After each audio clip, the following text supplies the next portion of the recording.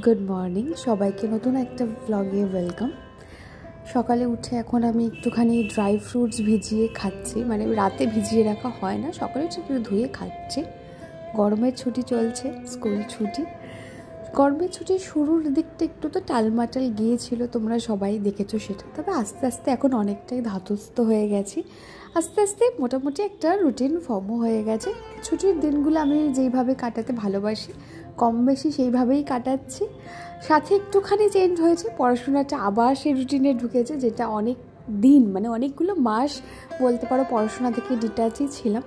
পড়াতে যাওয়াটা হ্যাঁ অবশ্যই, তার আগে প্রিপারেশন লাগে, কিন্তু ওই নিজের জন্য একটুখানি যে পড়া আলাদা করে পড়তাম সেটা একদম হচ্ছিল না। তো গরমের ছুটি সেটা আমাকে দিচ্ছে আবার। আর আমার পড়তে খুব ভালো লাগে, পড়াশোনার মধ্যে থাকতে আমার খুব ভালো লাগে। It is kind of my dopamine.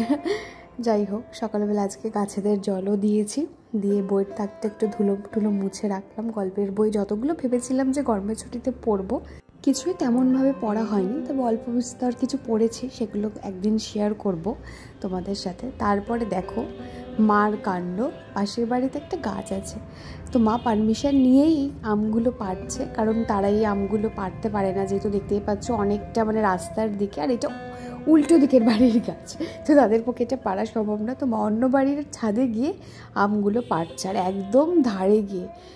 মা খুব এনজয়ও করছে, আমরাও দেখে খুব এনজয় করছি জিনিসটা। এই আম পাড়া, অন্যের বাড়িতে গিয়ে আম পাড়া, এটার একটা কিন্তু বেশ একটা মানে কি বলবো মজার একটা ব্যাপার, তাই না? কিভাবে আম পাড়ছে দেখো।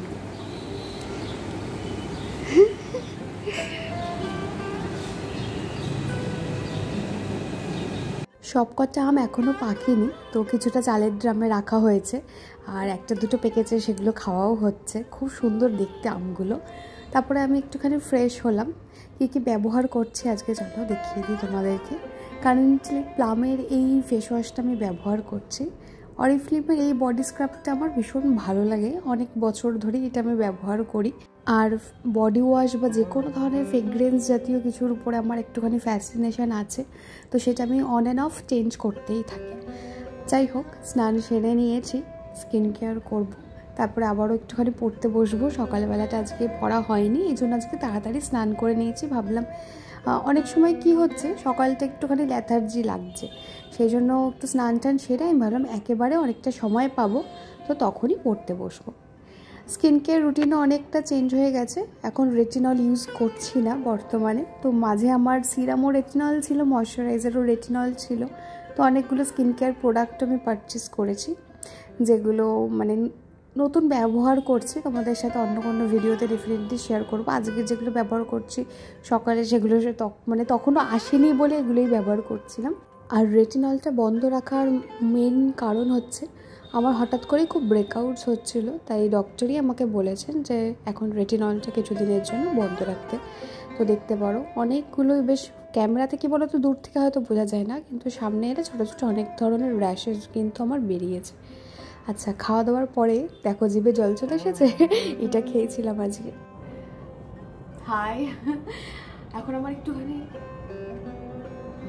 বেল বাজিনি, হর্ন দিয়েছে গাড়ি, আমার হঠাৎ করে একটুখানি চিটচ্যাট করার মুড হয়েছে, তাই জন্য আমি ভাবলাম ভিডিওটা অন করাই যা। খাচ্ছিলাম, আমি সুজি খাচ্ছিলাম, দেখা যাচ্ছে না, ফেলে অনেকটা খেয়ে ফেলেছি, তো এবার ভাবলাম যে মনের মধ্যে কথাগুলো এখন চলছে, এখন শেয়ার করে দিই।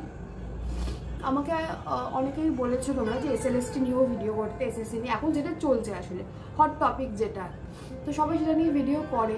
আমার কাছে তোমরা জানোই ব্ল্যাক বোর্ড হোয়াইট বোর্ড কিছু নেই, আমি পাতি তোমাদের যেটুকু দরকার সেটা মাথায় রেখে ভিডিও করে, এবং সেই ভিডিওটা তোমাদের খুব ভালোও লেগেছে। এসএসসি নিয়ে আমি যেটা করেছি আপার প্রাইমারি, তো আমি ঠিক আছে এসএলএসটিরও করে দেবো ভেবেছিলাম, করবো না, তারপরে ভাবলাম যে না এসএলএসটি নিয়েও অনেকে যেহেতু জিজ্ঞাসা করছে করবো। এবং সেইখান থেকে একজন আমাকে বলেছে, ইউটিউবের আর কেউ না, এমনি আমাকে একজন বলেছে যে ইউনো নেচার ইজ রিয়েল, হ্যাঁ, তো তুই শেয়ার করছিস, তোর কখনই এরকম মনে হয় না তুই নোটস দিচ্ছিস বা তুই শেয়ার করছিস, তোর যে প্রিপারেশনের জন্য তোর যে পরিকাঠামো তুই তো শেয়ার করে ফেলছিস। আমি বলছি তো কী হয়েছে, শেয়ার করছি। তো আমি একটা ছোটো মানে একটা অনেক বছর আগে, আমি কোনোদিনও শেয়ার করিনি, টিটু হয়তো জানে, হ্যাঁ টিটু জানে, আমার বাড়ির লোক জানে কি নাও আমি জানি না, একটু জানে, আর মনীষা জানে, আমার ওই সময়ের খুব ভালো বন্ধু মনীষা কলেজের। তো আমি যখন কলেজে পড়ি, পাশের জুলজির নোটস আমার যতদূর মনে পড়ছে, তো একটা ওই ব্যাচে একটা মেয়ে ছিল শিল্পী বলে, আমি স্টোরিটা কেন বলছি আমি পরে বলবো। শিল্পী বলে মেয়েটা, এবার আমি জানি না সে আমার ফায়দা নিয়েছে কি, আমার জানার দরকার নেই, ঠিক আছে। ও বাবা খুব অসুস্থ হয়ে যায়, আমার সাথে পড়তো, ফার্স্ট ইয়ার না সেকেন্ড ইয়ারটা পড়েছে, থার্ড ইয়ারে ওর বাবা খুব অসুস্থ হয়েছে, তো কন্টিনিউ করতে পারবে না। তা আমি ধরে এরকম বান্ডিল নোটস নিজে জেরক্স করে তাকে দিয়েছি। এটা কিন্তু শোনানোর জন্য বলছি না, এটা আমি করেছি, কোনোদিন বলিনি, কেউ জানে না, আমার বাড়ির লোকও হয়তো জানে না, আমার এক্স্যাক্ট মনে নেই, হয়তো মাসি জানলেও জানতে পারে। আমি নিজে জেরক্স করে দিয়েছি, হ্যাঁ জেরক্সের টাকাটা আমি নিয়েছি, আমি নিজে বাস স্ট্যান্ডে গিয়ে ওর জন্য দাঁড়িয়ে থেকে ওকে নোটসগুলো দিয়ে আসতাম যাতে ও পড়তে পারে।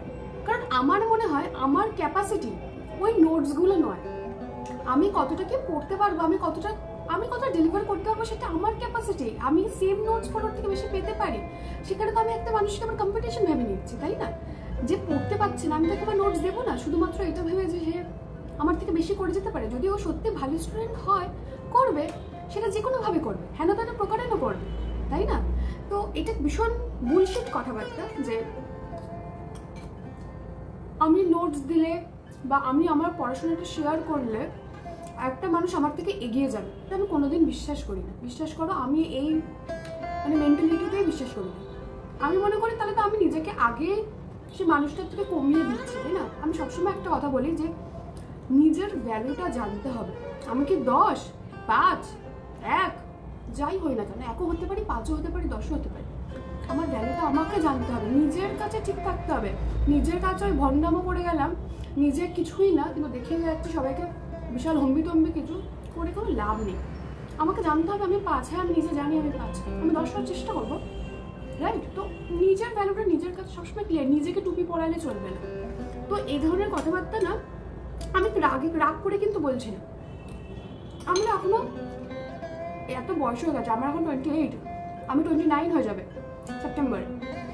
তো এই বয়সে এসে আমি না সেই লাইফে সেই স্টেজে আছি বা সেই ফেজে আছি যেখানে কোনোদিনই ছিলাম যে আমাকে কাউর থেকে কম্পিটিশন করতে হবে নিজেকে, কোনোদিন ছিলাম না। সরি, খাচ্ছি বলে একটু বেরোলো, কোনোদিনই ছিলাম না। আর আমার মনে হয় আমি এটা কেন শেয়ার করছি তোমাদের সাথে, তার কারণ সবসময় না আমি আমার লাইফে ইম্পালসিভ ডিসিশন নিচ্ছি, ভীষণ একদমই প্র্যাকটিক্যাল নয় এরকম ডিসিশন নিয়েছি থ্রু আউট মাই লাইফ, কিন্তু আমার তাতে কোনো রিগ্রেট নেই। সেই ডিসিশনগুলো আমার, এবং সেই ডিসিশন থেকে যদি কোনো খারাপ কিছু হয় তার জন্য সেটা ফেস করার জন্য আমি দাঁড়িয়ে আছি। যদি খারাপ হয় সেই খারাপটা ফেস করার জন্য দাঁড়িয়ে আছি, আমি পেট ঘুরিয়ে পালাবো না, এইটুকু সৎ সাহস আমার আছে। সেটা আমি খারাপ করি, চরম খারাপ করি বা চরম ভালো করি, সেইটুকু আমি মনে করি সেই ক্যাপাসিটি আমার আছে যে আমি আমার কাজের দায় আমি আমার পিঠে নিতে পারি।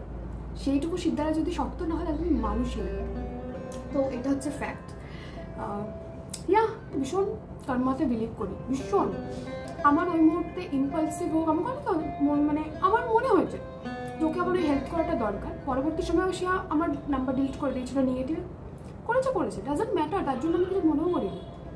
কী হবে, আমি তো আমার কাজটা করে দিয়েছি না। তো মন সবসময় পরিষ্কার রেখে কাজ করো, আমার এইটুকুই বলার আজকে ভিডিওতে।